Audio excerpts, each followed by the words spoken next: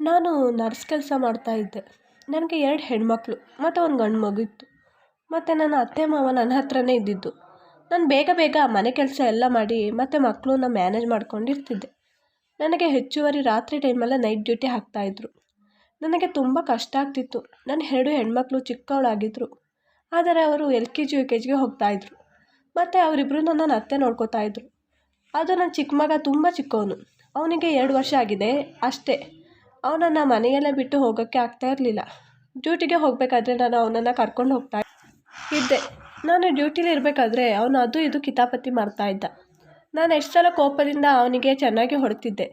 ಎಷ್ಟೋ ಸಲ ಎಲ್ಲರೂ ಅಂತಿದ್ರು, ನರ್ಸಿಂಗ್ ಜಾಬ್ ಅಲ್ವಾ, ಒಳ್ಳೆ ಜಾಬ್ ಅಲ್ವಾ ಅಂತ. ಇದರ ಕಷ್ಟ ನನಗೆ ಗೊತ್ತಿತ್ತು. ನನ್ನ ಗಂಟ ಆಟೋ ಓಡಿಸ್ತಾ ಇದ್ದ. ಅವನು ಒಬ್ಬನಿಗೆ ಮನೆ ಮ್ಯಾನೇಜರು ಮಾಡಲು ಕಷ್ಟ ಆಗ್ತಾಯಿತ್ತು. ಒಂದಿನ ಡ್ಯೂಟಿಯಲ್ಲಿದ್ದೆ. ಆಗ ತುಂಬ ಸೀರಿಯಸ್ ಪೇಷಂಟ್ ಬಂದಿದ್ದರು. ನಾನು ಮಗುನಲ್ಲಿ ಮಲಗಿಸಿ ಅಲ್ಲಿಗೆ ಹೋಗಿದ್ದೆ. ಅವನಿಗೆ ಆಪ್ರೇಷನ್ ಮಾಡಿಸ್ಬೇಕಾಗಿತ್ತು. ಅಲ್ಲಿಂದ ಬರಬೇಕಾದ್ರೆ ಸ್ವಲ್ಪ ಲೇಟ್ ಆಯಿತು.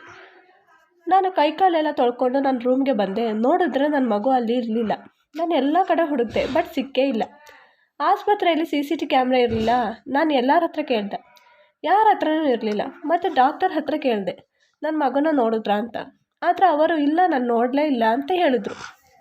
ನಾನು ಹೋಗಿ ಪೊಲೀಸ್ ಸ್ಟೇಷನ್ಗೆ ಕಂಪ್ಲೇಂಟ್ ಕೊಟ್ಟಾಗ ಬಂದು ಆಸ್ಪತ್ರೆಯೆಲ್ಲ ಫುಲ್ ಚೆಕ್ ಮಾಡಿದ್ರು. ಏನು ಸುಳಿ ಇರಲಿಲ್ಲ.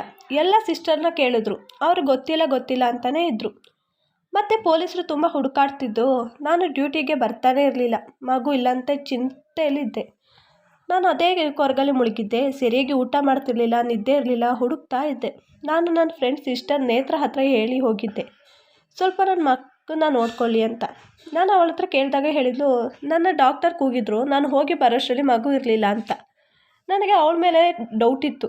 ನಾನು ಪೊಲೀಸ್ ಹತ್ರ ಅವಳ ಬಗ್ಗೆ ಹೇಳಿದ್ದೆ. ಮತ್ತು ಅವಳಿಗೆ ಗೊತ್ತಿಲ್ಲದೇನೆ ಅವಳ ನಂಬರ್ ಎಲ್ಲ ಕೊಟ್ಟಿದ್ದೆ.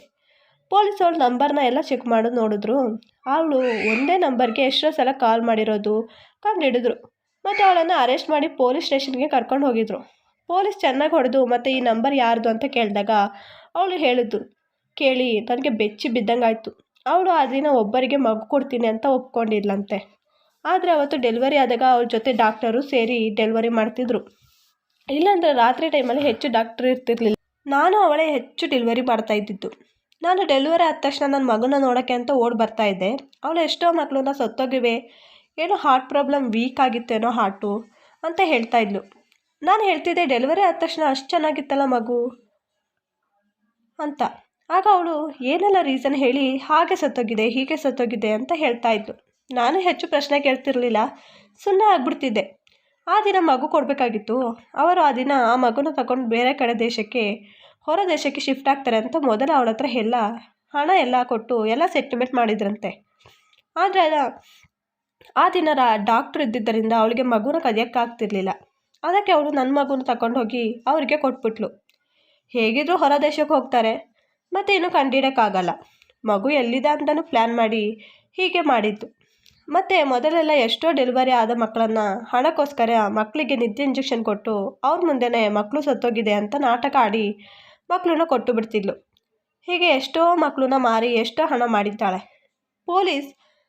ದುಬೈ ಪೊಲೀಸ್ಗೆ ಎಲ್ಲ ಇನ್ಫಾರ್ಮೇಷನ್ ಎಲ್ಲ ಕೊಟ್ಟು ಆ ಮಗುನ ಪತ್ತೆ ಮಾಡಿದ್ರು. ಅವರನ್ನು ಇಂಡಿಯಾಗೆ ಕರೆಸಿದ್ರು. ಅವ್ರ ಹತ್ರ ಕೇಳಿದಾಗ ಪೇಪರಲ್ಲಿ ಎಲ್ಲ ಅಗ್ರಿಮೆಂಟ್ ಮಾಡಿಸಿದ್ಲು. ಮತ್ತು ಅವ್ರ ಹತ್ರ ಹೇಳಿದ್ಲಂತೆ, ನಾನು ಅನಾಥಾಶ್ರಮದ ಮಕ್ಕಳನ್ನ ತರೋದು ಅಂತ.